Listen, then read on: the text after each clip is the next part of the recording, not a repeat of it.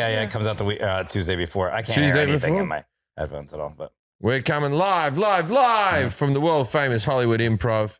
I'm joined by everyone, all the usual people here. You going to do anything for New Year's in the middle of Omicron? Yeah, I'm supposed to go to a wedding, but we'll see if that's still happening. Oh, I'm going to do nothing. That'll be me. I'm going to be in Las Vegas at the Comedy Cellar. All right. I think. As long as it stays open, I'll be there December 27th through January 2nd. I'll be in Kansas City, Columbus, Ohio, and somewhere else. You're Des Moines? And Pittsburgh. Pittsburgh And Columbus in January. And Kansas. I'm with you, so I should know. January 14th and 15th, I believe. Sounds January right. 20th, I'll be in Philadelphia at the Philly Punchline. And thank you for everyone who came out in San Francisco and Arizona. The gigs were awesome. 20th, January, Punchline Philly. People saw me open for you in Philadelphia. Said they were going to buy tickets. I hope they are. Let's see if that pays off. We'll see. If that marketing, that what do they call it? That guerrilla marketing you're doing. Guerrilla. Is that because you're saying I look like a gorilla? No, it's like guerrilla warfare. You just jump out and go, come to my show. You don't do it through the normal outlets. I didn't do it like that. I said I hung out in the lobby and people came up to me. It's guerrilla marketing. I don't think guerrilla marketing is a bad thing. No, it's fine. No, it's good. it's great grassroots. Of course you didn't jump out. I was thinking this the other day. Forrest, do you think, and I'm saying this about myself, I'm not saying this about you, but you're the person similar to my age in the room right now. Do you think you can run like 100 meters at full belt anymore? Can I do it? Yeah. Yes. What will happen afterwards? Who knows? Like I know I can jog, but it's like, and I ran after my kid the other day, but I sprinted for about 10 meters and I went, that's not going to happen anymore. Your muscles? Do you think you can sprint? I can run, but I'll run it. I used to run, I'd run the way you would look normal running, but now I do a shuffle run. Do you think you can break 15 seconds? 15 seconds. If I stretched.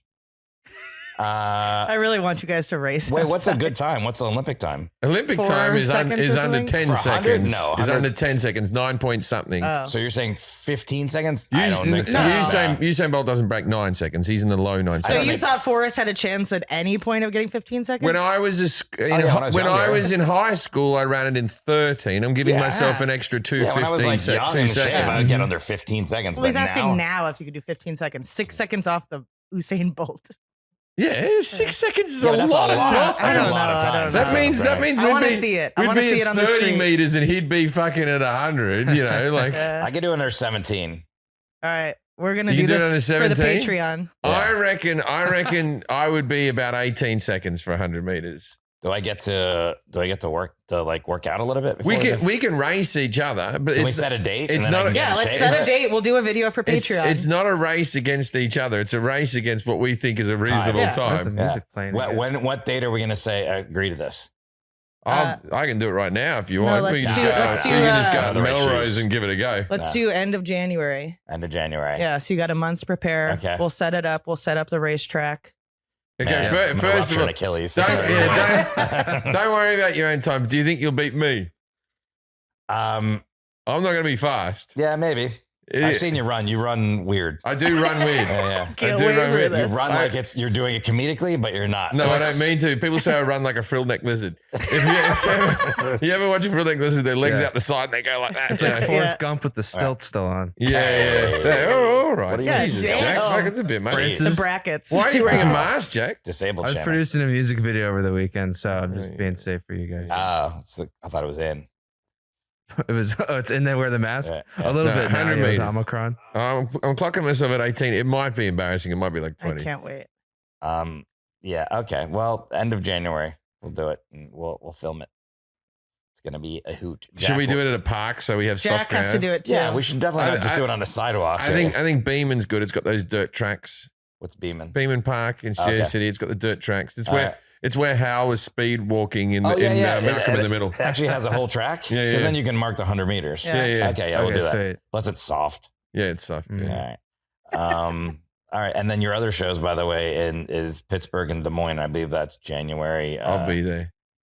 Check JimJefferies.com. You want to sell tickets, though. JimJefferies.com. January 28th and 29th. They make for a good New Year's Eve ticket present if you're one of those families. Is that such a thing? No. New Year's Eve present? I mean, you know. All my best New Year's Eves I've ever spent in my life, I really can't tell anyone about. Will get me in trouble. They're right before Groundhog Day. Yeah. You could do a Groundhog Day present. Ooh, Groundhog Day. Yeah, it's the week before. I'll get the same present I got you last year. What was that? Nothing, but it's Groundhog Day. It was a joke. Yeah. I got it. Oh, thank you. Yeah, now also shoes, we have to do it in work boots. No, I'm going to get injured already probably. You know I don't have the proper shoes for this, and that'll make you out sprint me. So get some shoes. Yeah. Jack, do you want to be involved in the sprint, in the running race? Yeah, Yeah, he does. You should smoke us, though. maybe. You can do the second one. Me I and don't know. Forrest. I've never seen Jack do anything athletic. True. Can you run the 100 meters? What would you run it in school? I don't even know. I'll say 15. I guess I don't know. Yeah, I don't know. I have no concept even really what 100 meters is, All right, Jack. So what are you You have looking no at? concept what 100 meters is? or how like fast I could even go on. I have no idea. Do you know how what a fast I football can- field looks like? Yeah, It's a little bit longer than right? that, than just the yardage, 100 I yards. feel like it would take me a long time to I get over know. there. I don't know. 15 Maybe seconds. 20, 30 seconds. I don't know. Yeah, but 15 seconds is longer than you A think. meter minutes. is that? 2, 100 of those. 3. I know, but Four. I don't know how far I could take Five. to go football 1 meter. field's a long 6, way.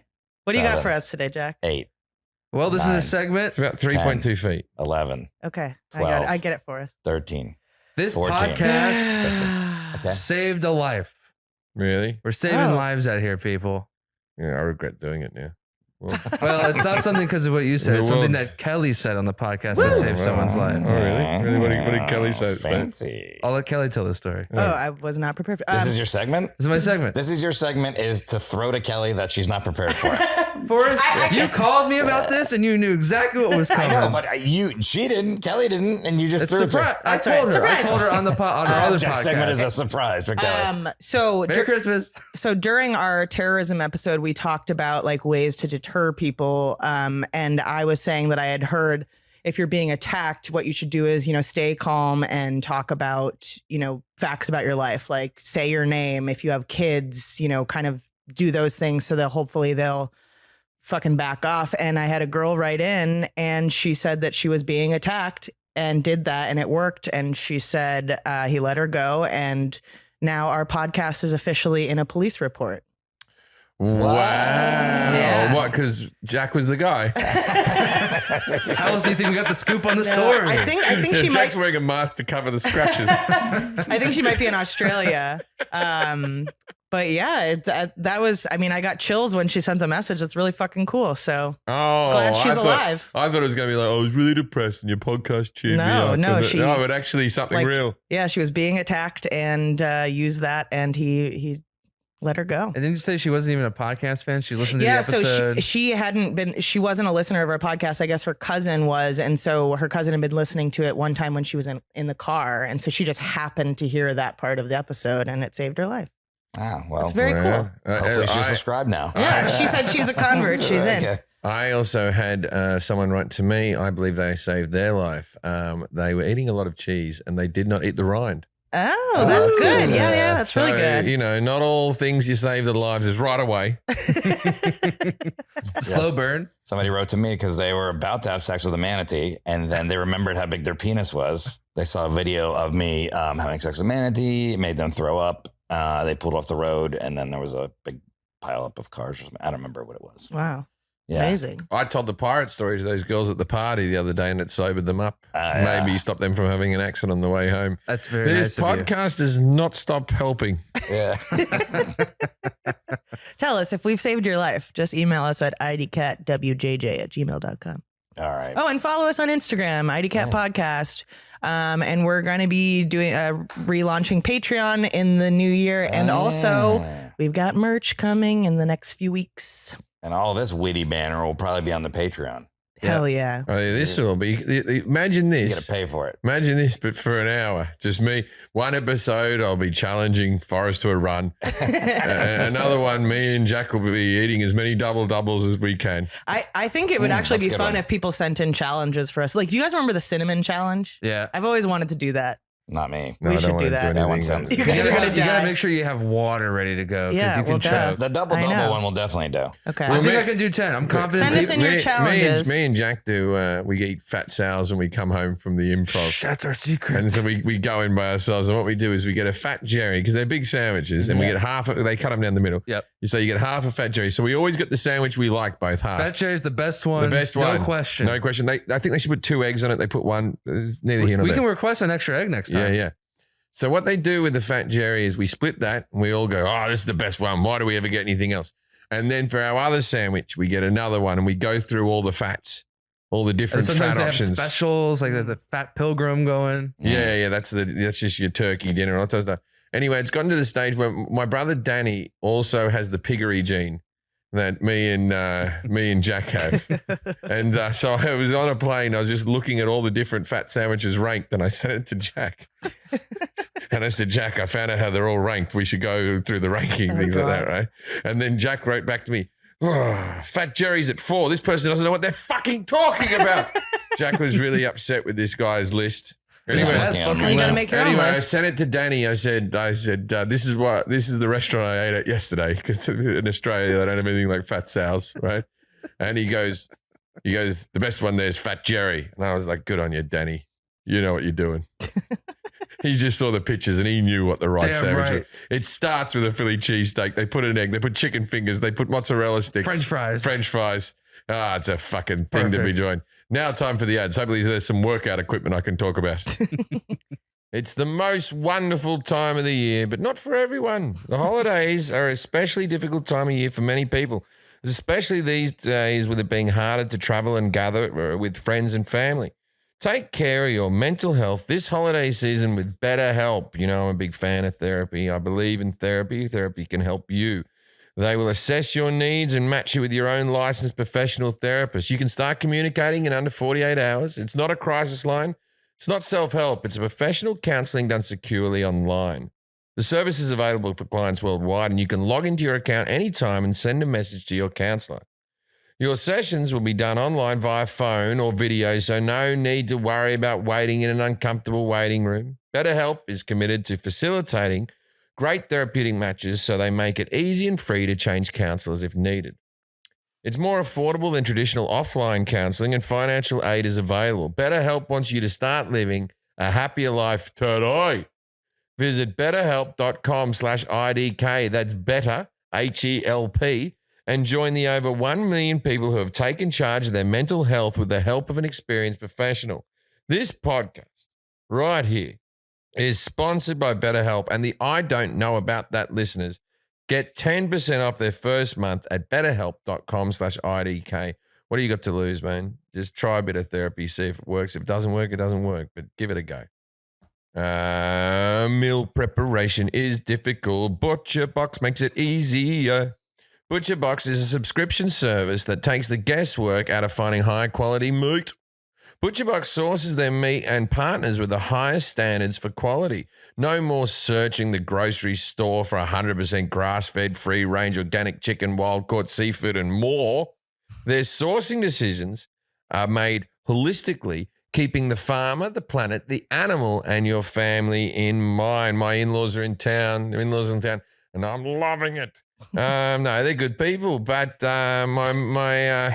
but they are slobs. You're all And, over no. They're good people. They're good people. They're helping out with the baby. But they're, look, my wife's side of the family, not the easiest to cook for. Yeah, you said you had to No. like customize the box because You have to her customize the box. mother-in-law's My mother-in-law's pescatarian. pescatarian. She's given up on the red Yeah. meat. Last time she ate the red meat. Now Yeah. she doesn't eat the red meat. I got to keep up. But they did it all for us at ButcherBox. We Yep. got a few bits of fish and different things and Get the different things. fillet, get the lobster. Yeah, we get got all that. stuff. She was happy as a clam. Well, not Ooh. as happy as the clams in the box who got eaten.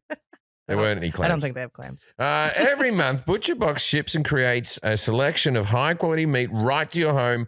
Free shipping for continental US. That means no Hawaii, no Alaska free shipping. Is that correct? I Is that what think it so, means? Yeah. You chose to live there. There are no antibiotics or no added hormones, and each box contains between 8 to 10. Whew, that sounds a lot, but it's not. It's 8 to 14 pounds of meat. depending on the box you choose. That's enough for 24 individual meals. Seriously, though, I just want to be serious right now because I've been having fun. Okay. Take it down. Take it down a notch. All jokes to the side. If you want to impress your guests, get Butcher Box. It's the best quality meat you can make at home. It was made in a field, but you can cook it at home. For a limited time, ButcherBox is offering our new members a great deal for the new year. Sign up to butcherbox.com/IDK and you'll receive the ultimate New Year's bundle in your first box. The deal includes ground beef, chicken thighs, and pork butt. But what else? Oh, the sentence just ended there. Pork, but what's wrong? Oh. That's I thought it was more pork than. butt. Oh, it's the ass of a pork. Yeah. Mm-hmm. That's more than 7 pounds of meat added to your first box for free. Get this New Year's bundle before it's gone by going to butcherbox.com/IDK. Please welcome our guest today, Dr. Darren Wolf. Aha, it's a doctor. Okay. But now it's time to play. Yes, no. Yes, no. Yes, no. Yes, no. Judging a book by its cover. Okay. So, Dr. Darren Wolf. Dr. Darren Wolf. Darren Wolf sounds like a bounty hunter. Has anyone ever told you that your name sounds very... I haven't heard that, but that's probably cooler than what I do. Or a porn star. Your slogan could be, you can't hide Oh, from the, and I've you never can't heard hide that. from the Yeah. wolf. Yeah, Darren Wolf could be a porn star as well. Well, look, I already know you're a doctor. I was about to say there's a degree behind you from Indiana University. Very good. Wow. That's right. Indiana University. So you specialize in corn. Is it corn? Pretty much. Yeah. Yeah. I'm surrounded by it. Do you specialize in the birthplace of Michael Jackson? Have you That's got a right. doctorate He in has a that? doctorate in locations. Gary, Indiana. That's right. Gary, Indiana. We visited it. It's a small house. I'd beat my kids too. You know what I mean? You wouldn't get any peace and quiet in that baby, I'll tell you that much. All right. So, Darren, okay, are you a doctor of medicine? Yes. Yes. Okay. Is our subject we're about to talk about involve the human body? Yes. Okay. Does it involve the head? It can involve the head. Oh, okay. Can involve the head. So it's not structurally the head. It always involves the head, but not necessarily limited to the head. Oh, accident trauma. Is it accident trauma? I see it. Sort of. I do see that. Yeah, you're pretty good. Concussions. No, but when people have accidents, then Whiplash. a lot of times in the end, if the accidents are severe, then Darren will see them. Oh, do you deal with quads and paras? No. Even more severe than that. Yeah. Even more severe than quads. Vegetables. Like- is that the wrong term? Like no longer living. Oh, the dead. You're a doctor of the dead. That must be I good. am a doctor of the dead. The doctor, That's there's not right. very malpractice suits there. What do you mean, Doctor of the Dead? Like he's a mortician. He's one of those guys in CSI that goes around and goes, "There's been a laceration here." There you go. Kind of thing. And A coroner. Coroner. Well, we're going to be talking about autopsies. Autopsies. Yeah. I once auditioned to be an autopsy doctor on the second season of True Detectives. Oh God. And what was your line? What was your line? Yeah. Oh well, in He's the dead. end, they gave it to a short Indian fella, which they said open to all ethnicities, so we didn't know it was. But I had to walk around and go, he has a Gluber-Tobin fracture of the trichopides. Yeah, it's And it was- shocking that they gave it to somebody else. It was all this type of stuff, right? And they were like, and you can't show the script to anyone else. If you show the script to anyone else, you're in a lot of trouble like that. And I remember just trying to do it, and I couldn't read the words. And I had to wander around the body. I think I was pointing at the wrong end. You know, We'll definitely talk I was about holding how this, his foot going, can you see the temple rupture here? I think we're definitely going to talk about how autopsies are portrayed in the media because I think that's a big gripe. All right, so let me introduce Yeah. him. Dr. Darren Wolf is a nationally known forensic pathologist, expert witness, and author is best known for teaching medicine, anatomy, and forensics through various social media outlets. His TikTok is @the_dead_letter. And on YouTube and Facebook, and his podcasts are all called Knife After Death. It's a good Get name. it? Good name. Get it? Good name. And his Instagram is anatomy_and_the_dead. A lot of different handles. Very annoying. I know, very annoying. On the but thank Tic you for Tac, that. do you dance around dead bodies? Do you do the floss? Do you mouth the lyrics to other people's songs and then expect a lot of hits? What do you do? I think a lot of people expect that when they hear TikTok. I am more of a boring TikTok. See, the thing is, because I'm an expert witness, lawyers are always watching for something that they can use against me in court. So if I was dancing around a dead body in the morgue, that's probably going to show up in court and be used against me. So no dancing. Although I did say if I get 1 million followers, I will dance. So I'd like we'll to see say what I happens. don't think this podcast is going to help your career. Being a specialist eyewitness. I'm probably ending it. Yeah. Mhm. Dr. Darren Smith's book, The Handbook. Darren Wolf. I'm sorry. What did I say? Smith. Smith. Darren Smith. You just made up the last name. Yeah. Not even close either. Oh, Joe Smith here. Samsonite, I was way off. Dr. Darren Wolf. It's Derek. Fucking idiot. It's Darren. I was just saying. His book is The Handbook of Zombie Forensics and Medicine, a new theory of zombiology and why humans will probably survive the apocalypse. That's what is that? That's what you call a catchy name. Yeah. What's a lot of zombies? He knows how to sell Yeah. the book, but I mean, what's that book about? You can talk a little bit about that. So that book is specifically about if an actual zombie apocalypse were to happen, how we would deal with it and how we would survive zombies. So I have a very different perception about zombies than what's portrayed on TV. Right, but we have for people instance. And reading so- books about climate change and doing nothing, and you expect us to get on the zombie boat? I'm just gonna I lie know, down and I die. All right, so what's your idea of zombies?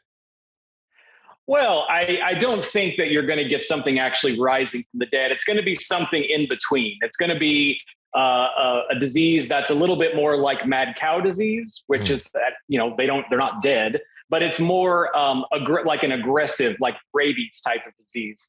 And it won't transmit as fast. And so it's going to be a slow burn. The apocalypse is going to be a slow burn. You're not going to wake up one morning and everyone's going to be a zombie. It's going to take a while. So Do you reckon it'll just look like the DMV, that type of a mood where people are there, but they don't want to be probably. there? I like that it'll be a slow burn. You'll be like, you heard there's a zombie down the street, just moved in. Exactly. It goes neighborhood. Yeah, yeah. That girl I was seeing, yeah, she's started to ghost me a little bit, or zombie, as it would be. We have sex, but she just says food during it. I thought it was brains. Brain is their thing. Would the zombies eat brains? Will that be their thing? Will they No, shuffle actually, walk? Because if they don't this do is a these things, tremendous- you're talking about a new thing. I'm telling you, this is a great question. First of all, shuffle walk, yes, Okay, probably because you're going to have damage to the brain. Brain eating, no, because it's very difficult to get into a skull. I have to use a bone saw to get into a skull. So, But if they it's gonna saw be just like a hard. brain laying on the side of the road after, say, an accident, would they pick that up and eat it? Yeah, probably. Okay, well, that's good. Yeah, That's a start. Some Yeah. consistency. But that's rare. That's a rare thing to come by. So yeah. Yeah, it'd Not be, my neighborhood. and it'd be hard to test in experiments, wouldn't it? You'd have to bring a zombie in, lay some brain on the floor, and then in the other room you lay some cheesecake and see what they go for first. Or you do that TikTok video where you put 2 brains down and you say, okay, you can have both of these brains when I come back, but I'm going to leave the room for a couple minutes and you can't have them until I come back. They do that with kids. Exactly. Ah. Yeah. It's to test their willpower. And they can have one if they just eat They it can right. have both of them if they wait till they come back. What if they just start without the parent there? They still have both Then they of get them. grounded. By what, this stranger who's just talked to them? All right, hold on. So I haven't thought it through yet, Jim. here we go. We're going to ask some questions of Jim Eat here. the candy, kids. Dr. Darren Wolf said we can call him Darren after. And not Darren Smith, though. Yeah, do not call him Darren No, Smith. That's yeah. a different person. Can I call you the Wolf Man? Ooh. I love it. All right, Yeah. I'm calling him Let's the do Wolf it. Man. the Wolf man. D Wolf. All right, Whatever, man. let's get into the How questions. about Big Wolf Daddy? I'm going to ask Maybe him. not that. Little Maybe Wolf we're not Daddy it even is. going to go to Big Wolf Daddy. Yeah. I'm going to ask Jim Big some. Daddy Wolf. How about that? That's a different one. Wolfgang. All right. Edit that all out. That's him and his friends. I'm going to ask Jim these questions about autopsies, and you're going to listen to his answers. And at the end, rate him 0 through 10, 10 being the best, 0 is the worst on autopsies. Kelly's going to grade him on confidence. I'm going to grade him on et cetera. Add them together, 0 through 10, autopsy. 11 through 20, autopsy. 21 through 30, autopsy. Yeah. And the first is topsy-turvy. No, well, that's a good one. Topsy-turvy. Yeah. Turvy-topsy. Okay, what is someone who performs autopsies called? A coroner. Okay. Or an autopsyist. Which one? Coroner. Not autopsyist? No.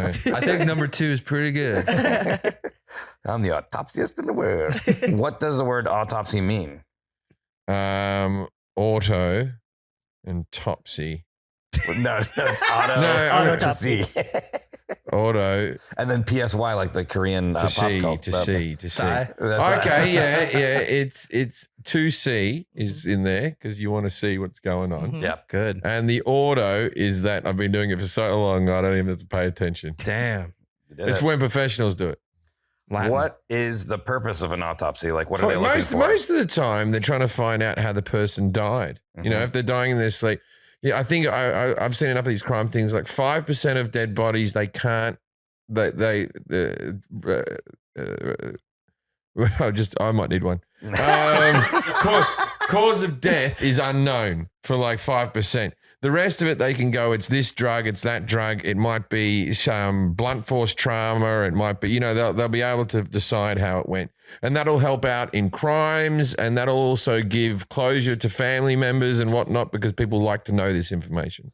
That was a question later on. I was like, can you always tell how someone died from an autopsy? I said, no, not always. Not always. 5% of the time you can't. Okay. I think that's right. Yeah. I'm gonna- Pretty sure that is Just correct. from talking to the Wolfman yesterday. Yeah. When would an autopsy be necessary? Like, is it always necessary or is it? I don't think they have to do an autopsy on like an old person who dies in their sleep at 99. I don't think they're too concerned, but they probably still sort of just, they just go natural causes then. I think definitely after a drug overdose, definitely after a murder, you need an autopsy because you want to see when these things and what cuts were first and what cuts were second and what was the fatal blow and what wasn't. Mhm. I think for most deaths you get an autopsy, but I think that there'd be different brackets. It's like a difference between a foot massage and a full body. You know what I mean? Yeah. There's some people there's a heroin needle, there's a spoon. Just test if there's heroin in the blood. There's heroin in the blood. Let's all go to lunch. Yeah. Right? Something they just poke with a stick. Yeah. Check it. Check if there's any fentanyl. Fentanyl again. Right? You must be writing that word all fucking day, Wolfman. Anyway, so that's what they do. And then with things that are like more like a car accident or something, they'll see if it's a blow from the head or whatever. Okay. All right. Someone has a heart attack, they do one because they want to test whether it was just clogged up arteries or it was something they digested. That's enough examples. Thank you. When did they start? Or they start right when you die. No. When was the first autopsy? Or, around what time or, Oh, this would be the first autopsy. I'm going to say they've been doing it for 500 years. What notable artists did their own dissections of the human body? Their own dissections of the human body. What noticeable artists? Warhol. I guess you could say Van Gogh cut a portion of his ear off to have a look at it. Not dissections on their own body, but on other bodies. No, like on other bodies. What famous artists did that? Yeah. I would believe Michelangelo would have done that because he was very in on the human form and how veins ran down and all that type of stuff. He was right into it. So I'm going to say Michelangelo. Which organs are removed? Well, the organs that are removed are the organs. If you sign off as an organ donor, you can have almost most of your organs removed. Now, I mean in an autopsy, do they take organs out? If they do, which ones? I think they take out organs that are vital to what they think the cause of death might be. They're not I think gonna name the any? human brain would be taken out. I think that the heart would definitely be taken out. The liver would be taken out to see what had happened from whatever substance hurt you. So I think they're the big ones. I think the heart, liver, and brain. How is time of death established? Well, it starts with Greenwich Mean Time, and then you move into different time zones around the world. But time of death is established from if someone was in the room when the person died, they can give it to you. Right? They can go, it was 2:45, right? And then with other people, they can start, they would say when the brain stops getting blood, when the heart stopped beating would be when the time of death is. And they could probably figure that out through looking at the body, not on the dot, not on the second, on the minute, but they could get to a good half-hour range of when they think this person died. Okay. Here, going back to the organs, what happens to the organs after an autopsy? Well, you can donate your organs, and I think here in America you have to sign off to donate your organs. And I think in other countries, believe in Australia now, you don't have to sign off to give your organs, but you can sign off to say you don't want them donated. But otherwise, you've just said you will do it. And so they can I don't think they freeze them. I think they keep them on ice. They keep them as cold and as good as possible. I think freezing wouldn't be the right way to go. Maybe I'm wrong. Okay. They rush it off to a person. They put it in the other person. How long should you wait after death to perform an autopsy? I think it should happen in the first sort of week or so, but I believe you can do one anytime you want as long as the body's still there, but maybe the results diminish with time. Who was one of the first recorded autopsies? Here's a hint. Kelly wrote 23 puncture wounds. 23 puncture. What's his name? Caesar. Caesar? Yeah, okay. Caesar. Actually, I'll go back. The autopsy, 500 years, blow that out the fucking window. The Egyptians were mummifying people thousands of years ago. So I think it's thousands and thousands of years old. Okay. What are maggots' roles in autopsies? Maggots what? Maggots. Well, how do they factor into autopsies? I don't know, but they can eat away at flesh and open wounds and stuff like that. They can clean an area, and maybe that's how they cleaned an area back in the day. They can eat through all the pus and stuff, and then you can scrape them off and go, oh, glad I brought the bag of maggots. Okay. All right. Those are all the questions I'm going to ask you. What about a Y incision? Oh, yeah. What is a Y incision? That's when you do one on a person who's still alive, and they go, why? I think you just got 2 points for that. Yeah. That was a good one. Okay. Dr. Darren Wolf, how did Jim do on his knowledge of autopsy, 0 through 10, 10 being the best? Honestly, I think he did a great job. I'd say 7.5 to 8. Wow, yeah. I feel like you knew a lot of that stuff because... got rid of a lot of bodies, man. Yeah. You weren't being as silly, and it was like you've watched a lot of crime shows. I watch a lot of crime shows. How do you do on confidence? Yeah, I felt like his confidence was a 9. Yeah. He was on it today. It's pretty good. That's 16.5. I'm going to give you 10, 26.5. Yeah, right. Oh, Topsy. Yeah, man. Oh, pretty proud of that. Today's episode is sponsored by Honey. You ever hear that joke? No. You think? No, There's an American guy, a British guy, an Australian bloke. Mm-hmm. And the British guy they're eating breakfast. And the British guy goes, pass me the honey. Like that, right? Mm-hmm. And then the American guy goes, pass me the sugar to his wife. And then the Australian bloke goes, pass me the tea bag. But that's nothing to do with honey, with the advert we're about to read. We all shop online, and we've all seen the promo code field torn us at checkout. But thanks to Honey, manually searching for coupon codes is a thing of the past. I'm gone. Honey is the free browser extension that searches the internet for product codes and applies the best one it finds for your cart. Right? It's simple. You just put the card, the Honey button pops down, and then the savings start coming in. Honey supports over 30,000 stores online. Imagine you're shopping at one of your favorite sites, right?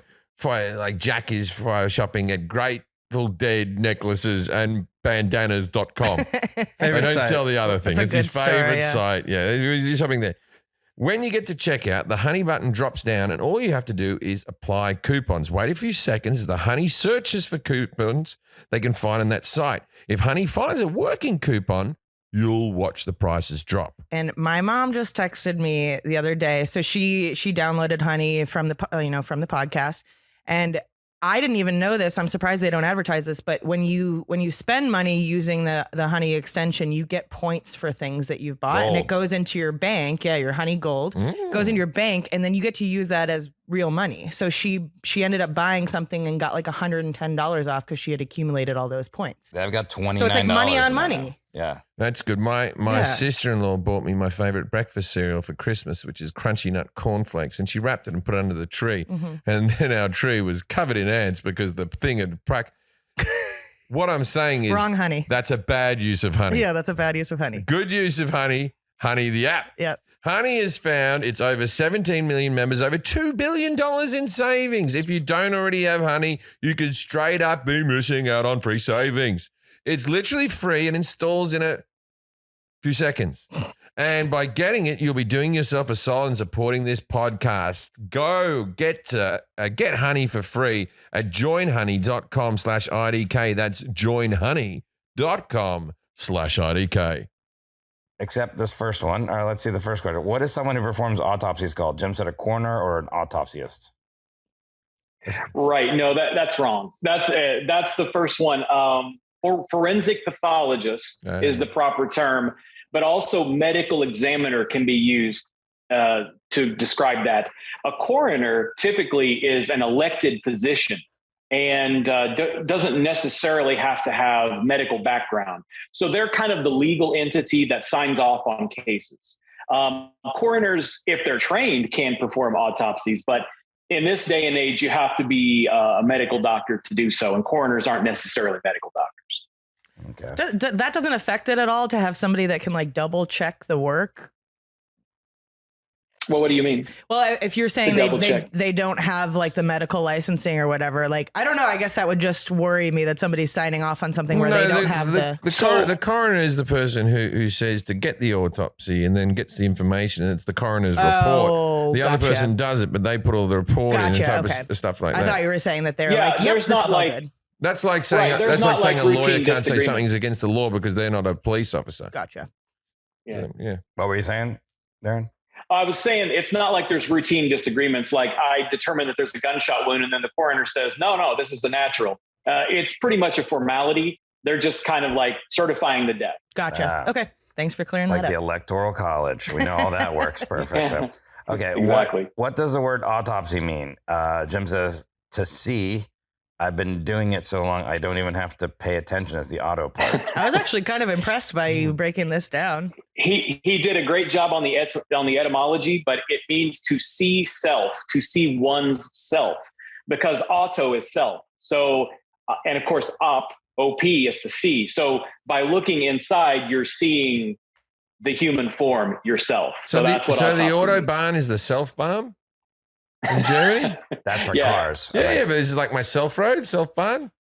Well, there's an automobile, but I think when you're breaking down no, that's one's mode of transportation, the automobile. I think auto probably has different interpretations. Yeah, I don't think in that's this case, AUT. I don't think that's an ancient Latin word. Yeah, but if you say like autonomous, that's like yeah.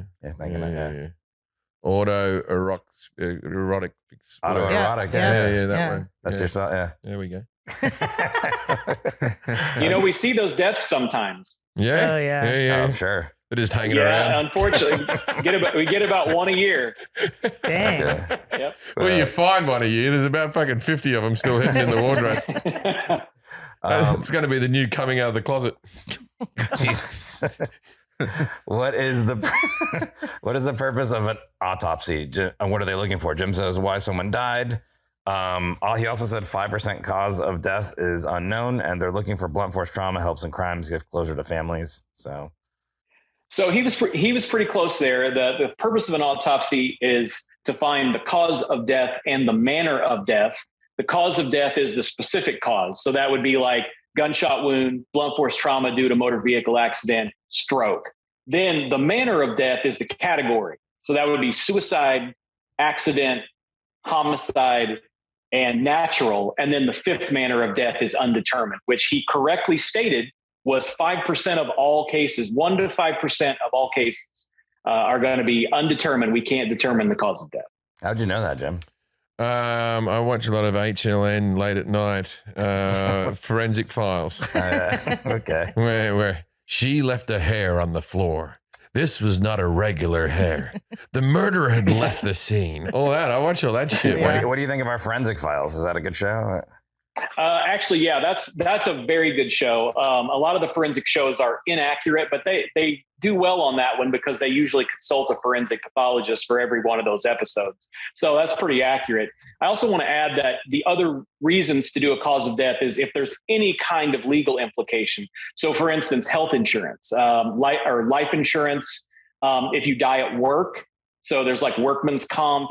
And then, of course, in general, anything involving any kind of legal aspect, if we even think there's a 0.1% chance that something may go to court, that needs to be autopsied, because if you don't have the evidence from the body, that's going to hurt your ability to win in court. Here's a question. So I remember in the 90s and stuff like that, then when people died of AIDS, it would be they died of pneumonia because of AIDS complications, right?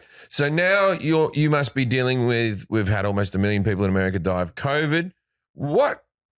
How would you do an autopsy and go, it was COVID, not a cold, what would be the telling signs for you? Well, okay. So I have done COVID autopsies. I do them about every week now. And first of all, the lungs look very different than any other kind of thing I've seen. We know as soon as we take the chest plate off, it looks like COVID. The lungs are like bright red and purple. Normally the lungs are kind of a bubblegum pink color. They're kind of bright red and purple. Then the texture, a lung has a texture like a extremely soft sponge. A COVID lung has a texture. It's very firm. You can't even hardly squeeze it. It's full of fluid and it's full of foam. Wow. So we have that. And then usually what we have is the scene. Scene exam is somebody at home. They're surrounded by cold medications. They're surrounded by tissues and clearly have been sick. And then all of that together, plus we'll take a swab and send it for the PCR. And if the PCR comes back COVID positive, then we can sign it out as complications of COVID-19. That was something when I was doing the outline that I thought was interesting. Something said like a lot of people think of the lungs as balloons, but they're more like sponges. And that was so surprising to me. So that's one of the misconceptions, is that the lungs are open air balloons, because when we're in 8th grade health, they show demonstrations that make it look like that. The lung is actually a very fine sponge, except to not soaking up liquid, we're soaking up oxygen from the air. Does vaping kill you faster than cigarettes? That's a big question. That's a good question. I get that question like every day. And I think they affect you in different ways. I don't think that vaping kills you as fast, but we also don't know a lot about it because it's a relatively new phenomenon compared to 100 years of cigarette use. But both of them are bad, right? Both of them are bad things. Yeah, actually, both of them are bad. I've seen some young people in their 20s who have died, not necessarily from vaping, but their long-term, 5-10 years of vaping, and their lungs look pretty bad. Right. So it definitely does damage. I think we're going to see some problems in the next 10 or 20 years. What about tons of weed smoking? Again, Damn another it. good Don't question. Wolfman, This don't one's hurt for me here. Forrest. Can you take too many Tums? No. Sure. Well, I don't know. You might take too many and I get don't a take as many as I calcium used to. overdose. What about huffing gasoline? The second most common question I get is, if you smoke a lot of marijuana, how does that compare to somebody who just smokes tobacco? And the answer is, there's no marijuana lung. I don't look at the lung and say, aha, pot smoker, pot kills. No, I don't do that. It's hard to discern that, because a lot of people who smoke marijuana also smoke cigarettes or have smoked cigarettes in the past. So you can't really compare a marijuana lung versus a smoker's lung, because it's hard to find one person that does. It's hard to find a number of people that do only one of those things. Right. Do you think smoking's still worse than vaping? If you had to be pushing?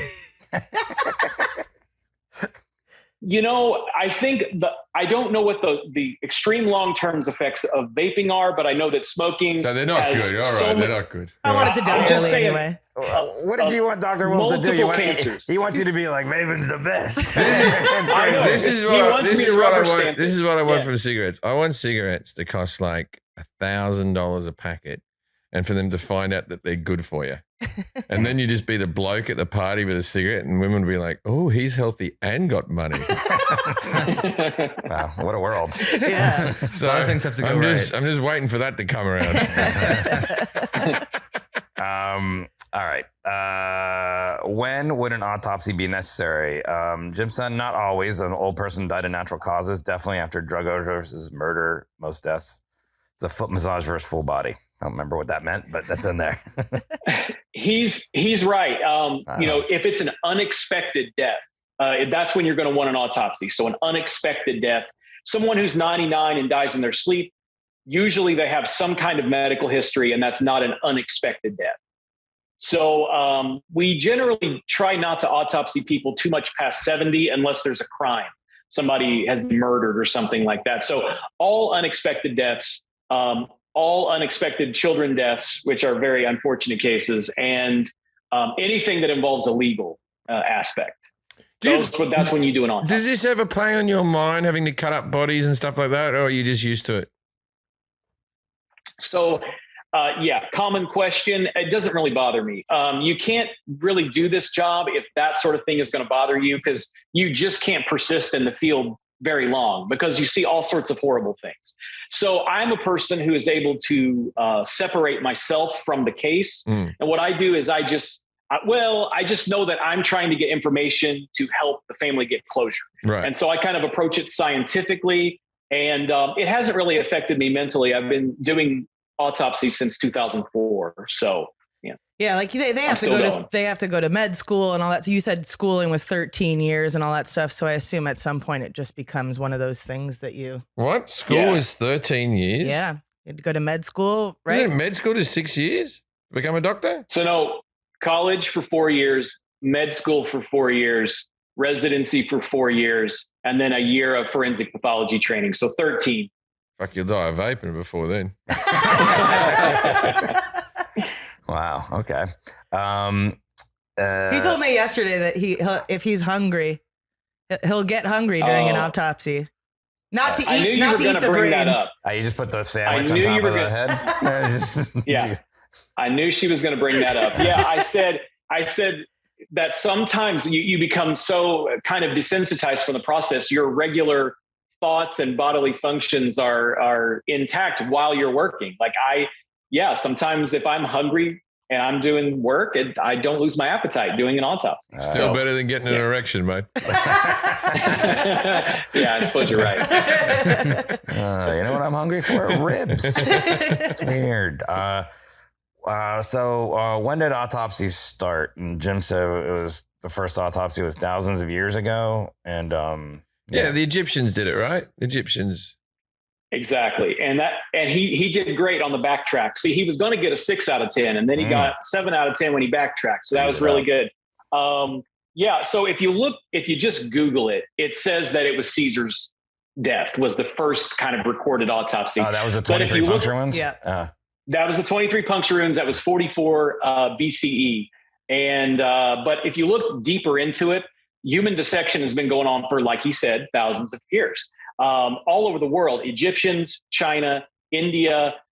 There's even a technique described in India where they would put the dead body into a bag and they would kind of boil it with water. And so that the flesh would come off the bones, and then they would describe the bones. So that was considered kind of the first autopsy. Oh, they do that in restaurants now. They put that stuff in the bag. Fall off the bone. Human. Yeah. Oh yeah, it's that what is that? That new kind of the fusion cooking thing? The French call it cooking in a bag. They call it souffle something or something. Oh, sous vide. Sous vide, yeah. Sous vide. Okay, and then what notable artists did their own dissections of the human body? Jim said Van Gogh. They said Michelangelo, which I thought was correct. That is correct, and Leonardo da Vinci is the other. Da Vinci, yeah, because I read it was a biography of Michelangelo, and I guess he snuck in. He had to sneak into the crypts or something, and because obviously that dissecting bodies wasn't allowed. From about 0 AD all the way through about 1500, autopsies were not being done routinely. In fact, in many places they were illegal, and so everything they knew about autopsies was from a guy named Galen back in, I don't know what year it was, but it was like in the 1st century. And he dissected apes and pigs. And so he extrapolated that to say, this is what humans must look like on the inside. And so then it became illegal to dissect a human until around mid 1500s, early 1500s to mid 1500s. Do you know what the catalyst was for that becoming more prevalent? Basically there's a lot of people that say that the Catholic Church had banned dissection for many of those years in European countries. And then they kind of took the foot off the gas on banning that because I think they realized there's a lot that we don't know about medicine. So what they started doing is they started dissecting criminals. They would be hanged or guillotined, and then they would dissect those. The doctors were able, and the anatomists were able to dissect those to learn about human anatomy. So in the early to mid 1500s, that's when our kind of modern knowledge of the body kind of took off. I was watching, is it John Wilson? How to with John Wilson. How to with John Wilson. I love that show. So it's the new Nathan Fielder. Yeah, Nathan. I love that. I love that show. But he interviewed a bloke who lost his leg. The guy who lost his leg said something that I thought was quite interesting. Once you lose a limb, it's no longer yours anymore, right? So your leg falls off, your leg's sitting there, the government takes it and fucking does whatever they want with it because you might mail it to the president or some shit.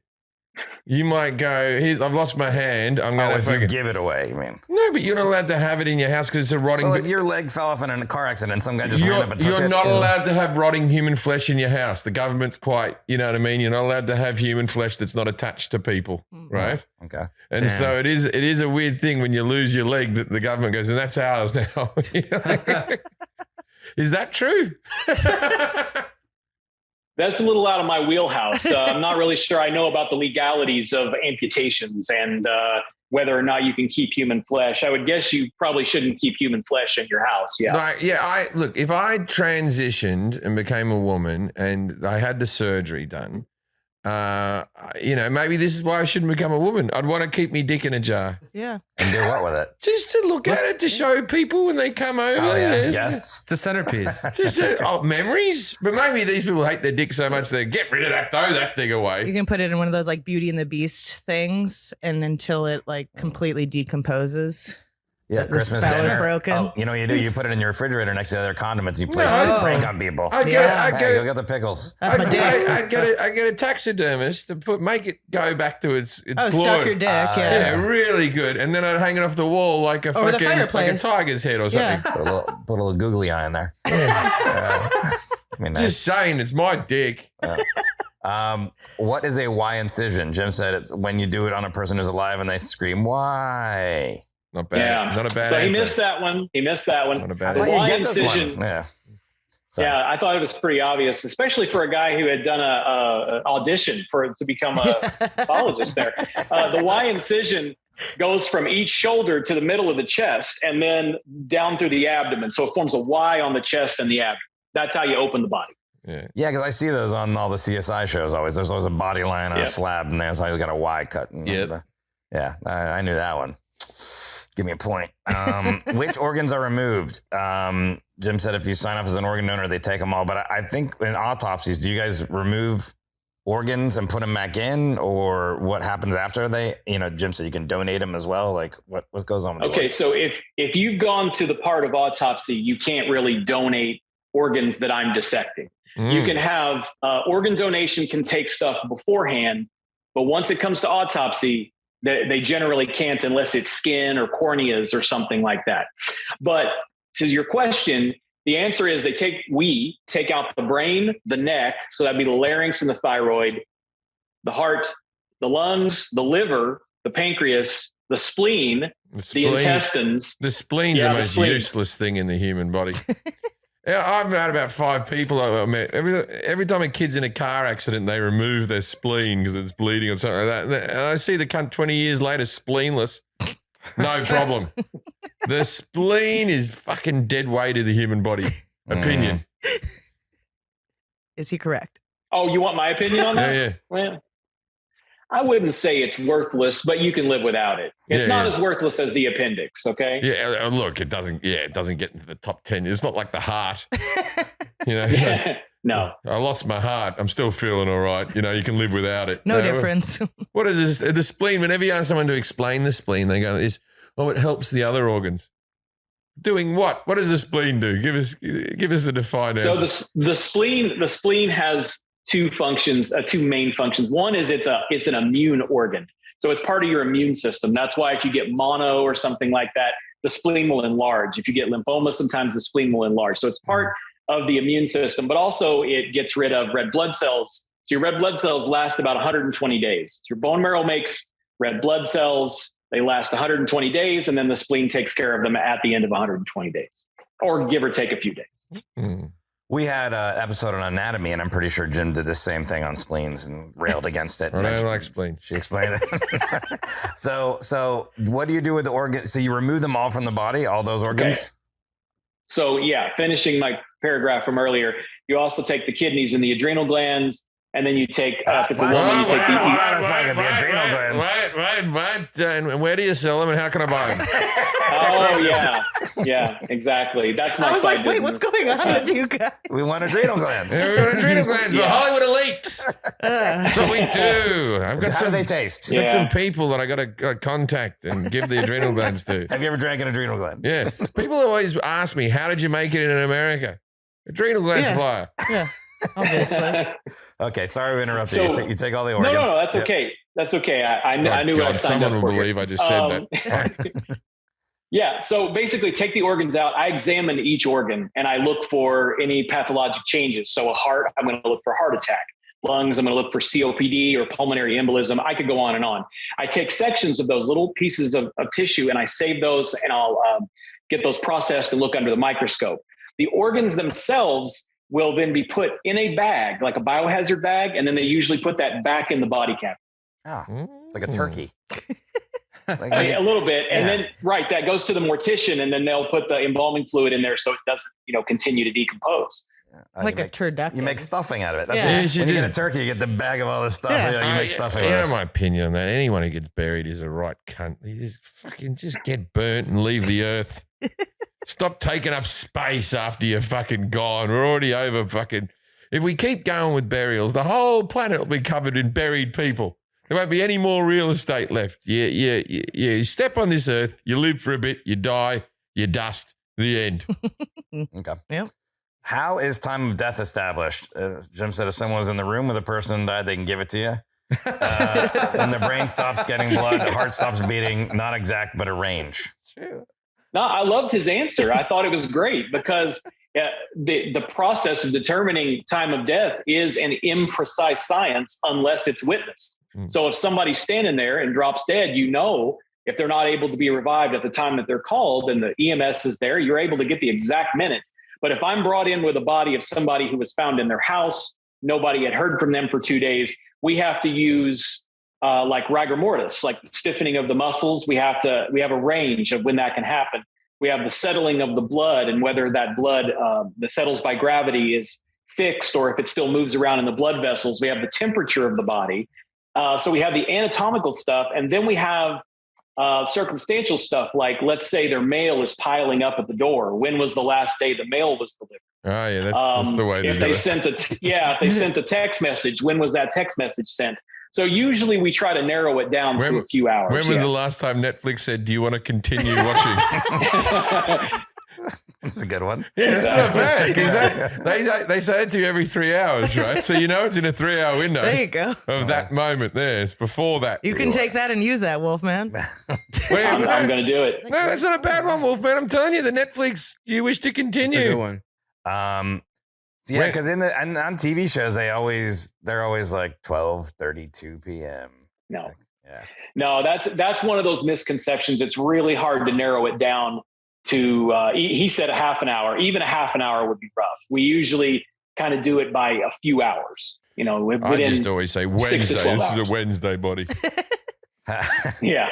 How long should you wait after the death to perform? And I guess the question is kind of like, how long can you wait maybe, or how long is it? So yeah, I took that both ways. I'll just answer both questions. The answer is, if you find a skeleton, technically you can bring that in for an autopsy, but we like to have soft tissue. So some skin, some organs, that's really helpful. And like he said, the longer it goes, the less value it is. So I've autopsied bodies that were buried under the ground for many, many months. and they still had soft tissue. They even still had some liquid blood in there. So you can go many, many months, but it depends on the environment that they're in. If you die in a cold environment, it's like you're in a refrigerator. But if you die in South Florida out in the open, you're going to be decomposed pretty quickly. Now, if the question is how soon after death can you do an autopsy, I have done one about an hour after someone died. I wouldn't do it any closer to that. Just superstitious, I guess. But you don't want to get caught, autopsying somebody that maybe was just shallow breathing. But that doesn't really happen in the United States. It has happened in other countries.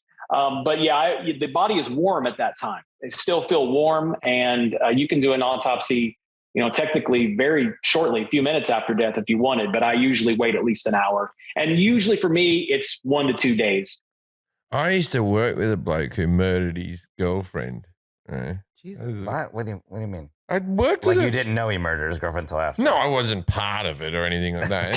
He wasn't like just I murdered my told you girlfriend. it was one of the most horrific murders in LA history. It was one of the most. Oh yeah, I remember this. Worked with him, and then years later. Years Oh, I later. remember Years this, later. yeah. Years later. It wasn't Yeah. like he didn't Remember come that in on the story. Wednesday. Yeah. It was years. He worked as an intern on Legit, just sort of running around because he wanted to be a comedy writer, and he just worked as like an intern getting coffees and stuff. And I always thought he was a shady fucking fella. And everyone's like, "What do you pick on Blake for?" And then as soon as he killed that girl, I was like, "Aha! I knew I was right. Yeah. Thank God this has happened, so I can, No, I feel better about myself. he scalped the girl. Have you ever seen Yeah. anything horrific like that? They reckon by the time they found the body, there was a teaspoon of blood in her body. Yeah, we do see, unfortunately, I have seen horrific things like that. Decapitations and Oh yeah, smashed heads and This guy, he scalped her and let her drip out, so her heart was still pumping to make the blood leave out. It was like he a left her. 3-day death or something. Yeah, crazy. yeah. And then they Awful. found him and he was like covered in blood and the body was in the bathroom. They go, "This woman's dead." And he's like, he's Canadian. He's like, "Yeah, you better find out who did it, eh?" Oh, God. Jesus Christ. Awesome. I'm just bringing everything down, Well, we're talking about death. So Yeah. maggots, rolls, and autopsies. Good transition. Jim said they can eat through all the pus and gross shit. They're there to clean. Yeah. So that's more for living people. But for the actual autopsy process, first of all, we don't see maggots unless the person is actually actively decomposing. You don't die and 6 hours later there's maggots on the body if you're dead in your home, for instance. So what we do is if we do see maggots, you can, if you know the type of fly and the type of maggot, you know that it takes a certain amount of time to develop. So you can trace back how long it was that maggot had been laid there as an egg from a fly. And that depends on the species, but that's all temperature dependent. So if you're in a cool environment, it takes longer for them to grow. If you're in a hot environment, they can grow very rapidly. The second thing is different species of flies exist in different parts of the country, the state, the world. And so you can know, rarely they've used maggots to determine whether or not a body was moved from one area to another, like across state lines or something. All right, here, maybe you'll be able to help me. So I was living with my mate Andrew in university, and we lived in Australia. It was about 40 degrees Celsius. We were living in an unair-conditioned apartment in Perth. I'd been away for a couple of days, maybe doing some gigs or something with university. I came back, I got into a big fight. I'm not the cleanest person in the world, right? So I'm not pointing fingers. But we had a pile of plates there, and I lifted up one plate, and underneath it was all maggots, right? It had been sitting in the sink for so long. How long had those plates been in the sink? This is an argument you want to settle? You're going to call him after this? Got to be at least a few days. I don't think I just can a few be more days. Oh, specific. no, okay, yeah, I thought that was weeks of, so just a few days in that heat. All right, I was a bit hard on him then. You want to call him up and apologize? Yeah, I was like, these have been here for a fucking month. The fucking maggots. All right. Well, you have a phone call after this. And I'm a messy guy. We were both not great, but now he knows the story. He knows. Does he listen to the podcast? Yeah. We're still best buds, man. No, Me I and know. him. I met him. Yeah, Yeah. I know Andrew. Okay.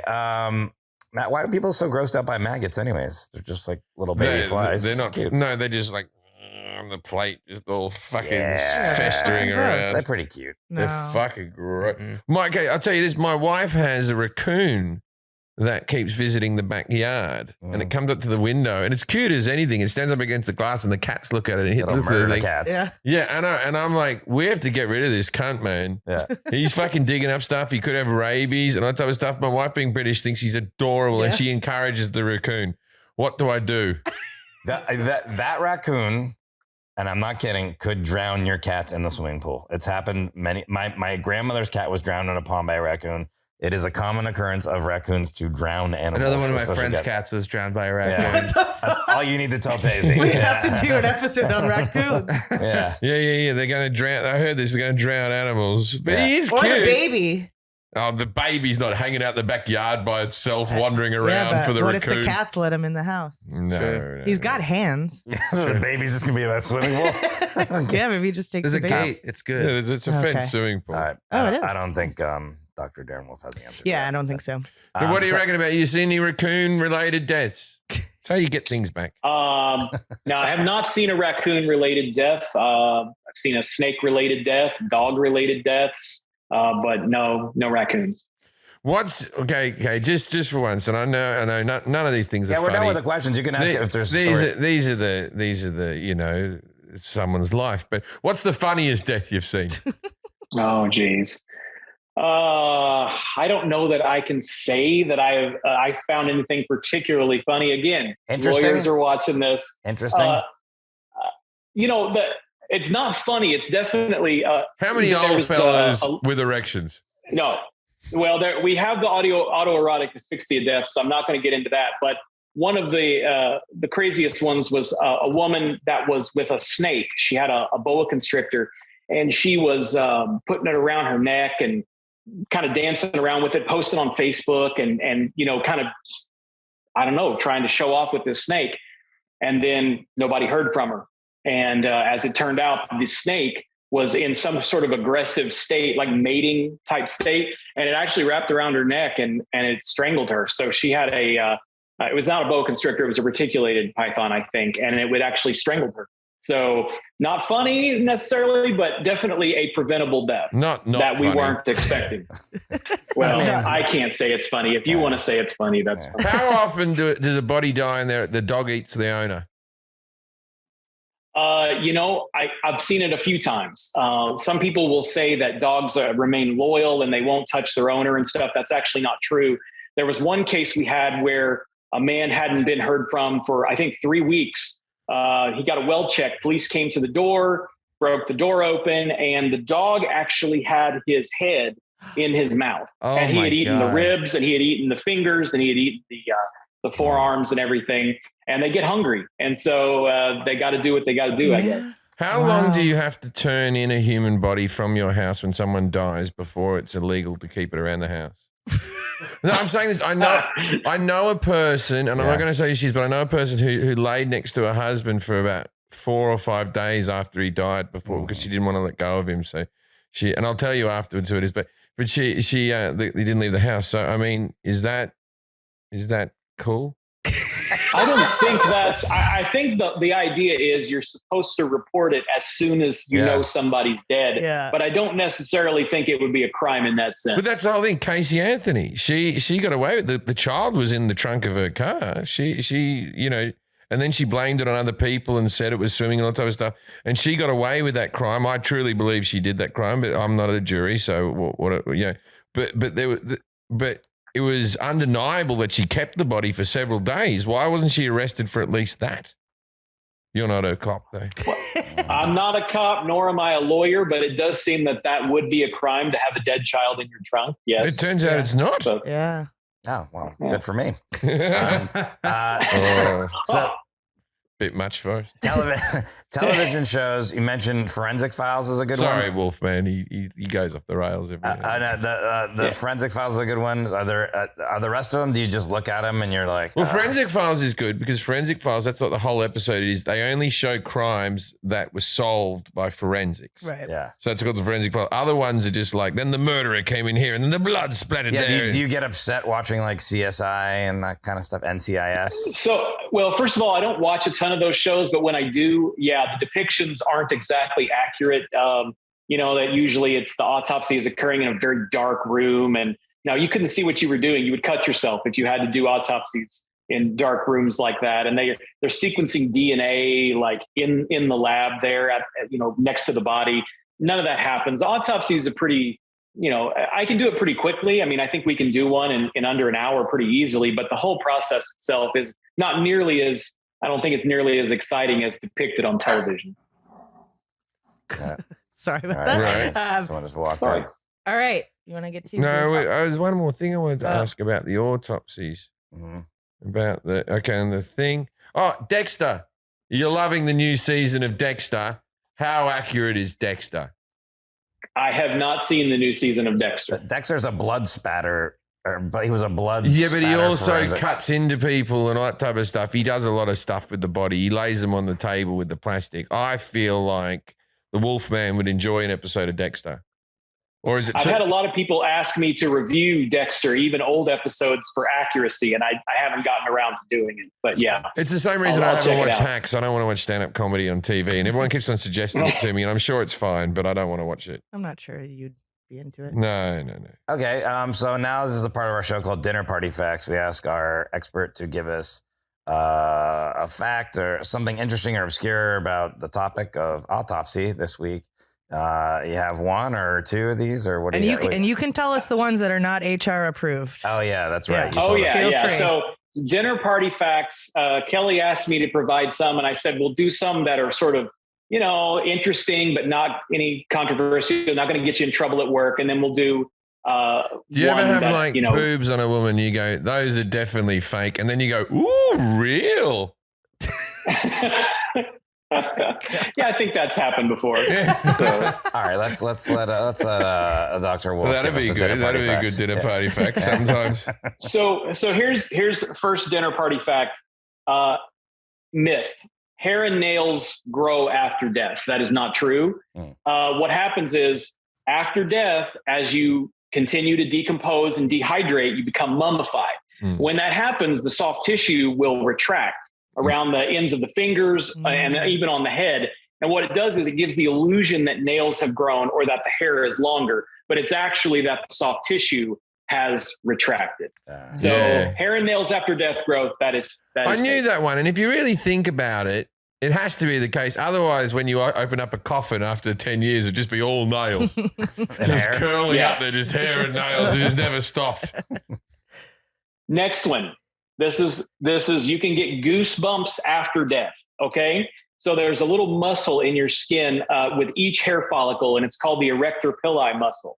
And so what happens is when you die and you go into rigor mortis and you're stiff, those tiny, tiny little muscles on each hair follicle will actually cause the goose flesh, as they say, or, that sort of thing after death. You can actually have that after death. So Like those are your kind of like the little lumps on your scrotum.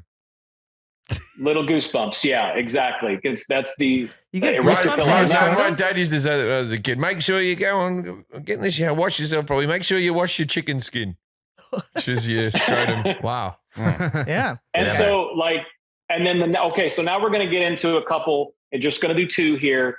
One is the myth. People really believe this, that when you die, no matter what the manner of death is, no matter what the cause of death is, you soil yourself. You pee, or you soil yourself, you poop, whatever. That is not true. I autopsy people all the time that have a completely full bladder. And so I know that is one of the things that people think is automatic. You die and everything just empties out. Not true. So Is it, here's one for you. Is it true that with suicide, that women mostly take drugs to kill themselves and men mostly shoot themselves in the face? And is that reason because women want to leave a nice looking face? That's what I've heard. When I went to med school many, many years ago, and we went through psychiatry, we were told that, and that is in the books. Like we would read the textbooks, and they would say men do more lethal methods like gunshots, and women are more likely to overdose. In my experience, that is absolutely not true.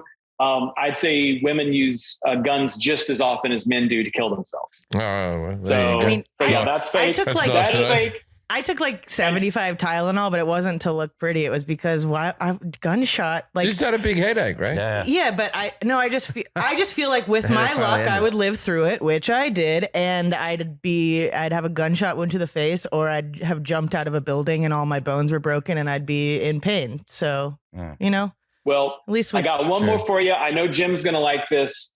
So you probably know this. I have a feeling he's going to know this. A corpse can actually ejaculate after death.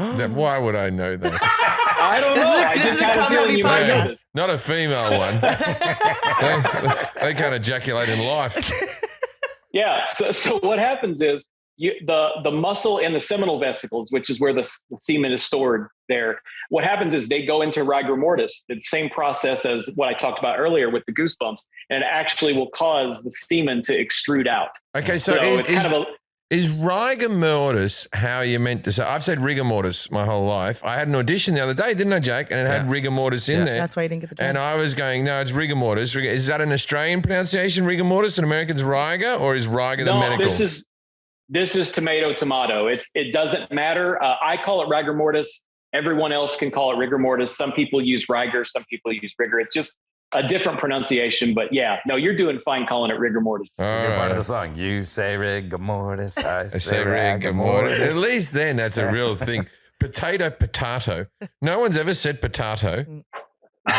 Just a follow-up question: how often does a corpse ejaculate? Then that you see, just the one. Okay, she's another hot corpse. It's not like it's dead every day. Oh man. No, you see it not that often. You see it probably on, let's say, 10%, 20% of the autopsies I do. And it's like low pressure. That's it's not like you have to dodge or really something. often, dude. Well, it's not 100. That's 1 in 5 times there's cum on the stomach of the person who died. That's happened after they died. And you're just like, it's not that common. Yeah. That's really common, man. Well, I guess we have different ideas of what might be common. 20% is really common. Yeah, well, you get used to it. All right, you would have less bald people that you do autopsies on than you would ones covered in cum. It's not covered. They're not covered in cum. He said it's very low pressure. Yeah, it's very low pressure. They're not Peter Northen. It's a dribble. Dr. Darren Wolf, you can find him on TikTok at _dead_letter, YouTube, Facebook, and his podcast is called Knife After Death. Instagram, anatomy_and_the_dead. And the book is The Handbook of Zombie Forensics and Medicine, a new theory of zombieology and why humans will probably survive the apocalypse. Thank you for being here. Yes, thank you so much. Thanks for coming on. Thanks, Wolfman. Look, if you're ever at a party and someone comes on you and you're like, I'm going to kill the person who did that, and someone goes, they might already be dead. Go, I don't know about that, and walk away. Okay. There's a bit of a long walk that way. There you go. Good night, Australia.